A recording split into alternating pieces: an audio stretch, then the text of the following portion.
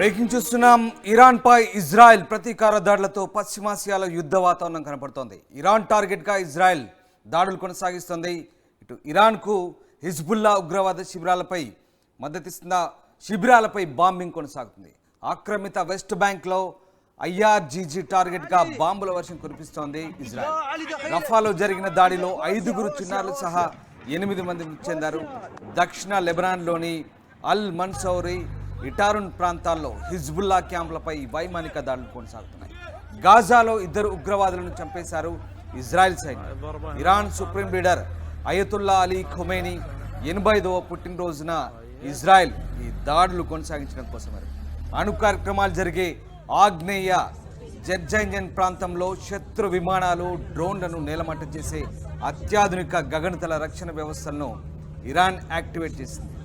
ఈ అణు కేంద్రంలో చైనా సరఫరా చేసిన స్వల్ప స్థాయి అణు పరిశోధన రియాక్టర్లు, పౌర స్థావరాలను లక్ష్యంగా చేసుకొని ఇజ్రాయెల్ దాడి చేసినట్టుగా ఇరాన్ ఆరోపిస్తుంది. మొత్తం మీద ఇటు ఇరాక్ రాజధాని బాగ్దాద్ సమీపంలో కూడా పేలుళ్లు సంభవించినట్టుగా తెలుస్తోంది. బాబీలోని సమీపంలోని సైనిక స్థావరాల దగ్గర కూడా భారీ శబ్దాలతో పేలుళ్లు జరిగినట్టుగా తెలుస్తుంది. అయితే ఈ పేలుల్లో తమ ప్రమేయం లేదని ఇజ్రాయెల్ చెప్తోంది. ఒక్కసారి అసలు ఈ నేపథ్యం ఏంటి, ఎందుకు జరిగిందో చూద్దాం. ఏప్రిల్ 1న సిరియా రాజధాని డమస్కస్లోని ఇరాన్ ఎంబసీపై ఇజ్రాయెల్ దాడితో టెన్షన్ మొదలైంది. ఈ దాడిలో 7 ఇరాన్ అధికారులు, సిబ్బంది మృతి చెందారు. ఏప్రిల్ 13న ఇజ్రాయెల్పై ఇరాన్ ప్రతీకార దాడికి దిగింది. అప్పటి నుంచి 2 దేశాల మధ్య ఉద్రిక్తతలు తలెత్తున్న పరిస్థితి. మొత్తం మీద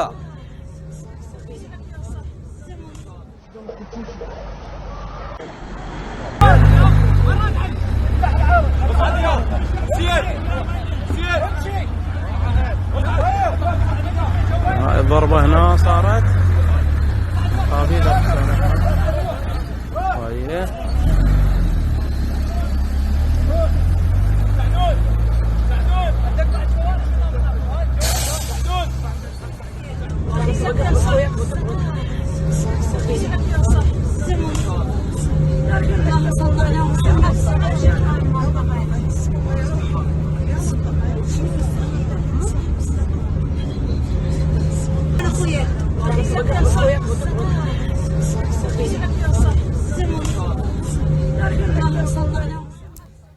మీరు చూస్తున్న ఈ దృశ్యాలు, డిస్టర్బింగ్ విజువల్స్.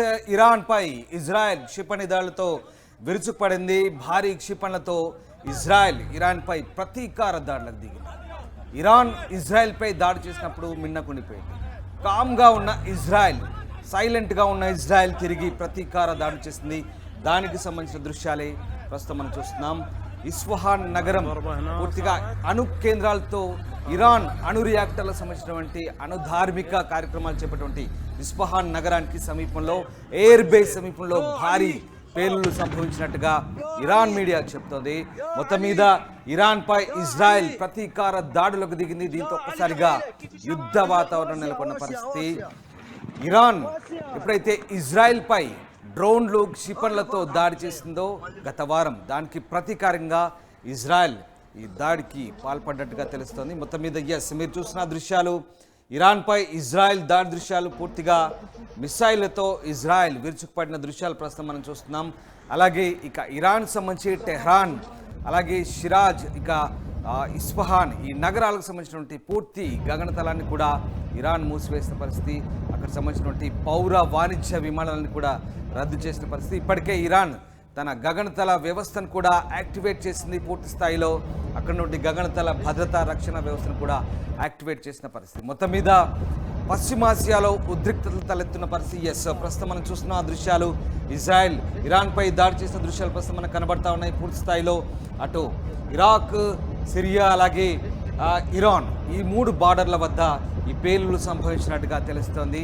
దీనికి సంబంధించినటువంటి దృశ్యాలు ప్రస్తుతం మనం చూస్తున్నాం. Disturbing visuals. ఇజ్రాయెల్ చేసిన క్షిపణి దాడులకు సంబంధించిన తాజా దృశ్యాలు ప్రస్తుతం మనకు కనబడతా ఉన్నాయి. ఈ తాజా దృశ్యాల్ని మనం చూస్తూ ఉన్నాం.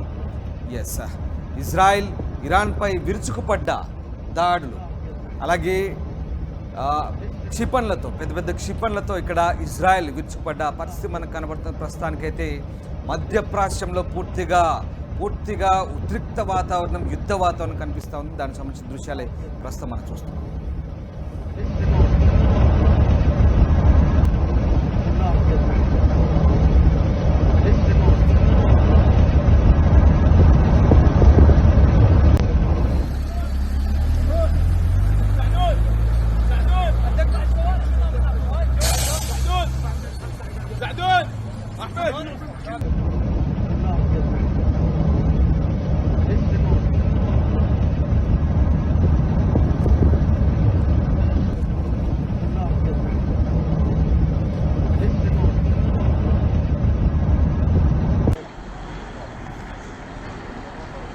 Zahra już do kuczusi.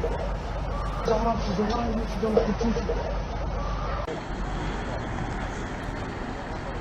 Zahra już do kuczusi. Zahra już do kuczusi. ఎస్ ఇజ్రాయెల్ హమాస్ మధ్య గతేడాది అక్టోబర్ నుంచి యుద్ధ వాతావరణం నెలకొన్న పరిస్థితి మనకు తెలిసిందే. గతేడాది నుంచి కూడా ఈ ఇరు పక్షాల మధ్య యుద్ధ వాతావరణం నెలకొంది. అయితే లెబనాన్లోని హమాస్ ఫైటర్లకు ఇరాన్ పరోక్షంగా మద్దతు తెలుపుతుందంటూ ఇజ్రాయెల్ ఎప్పటి నుంచో ఆరోపిస్తుంది.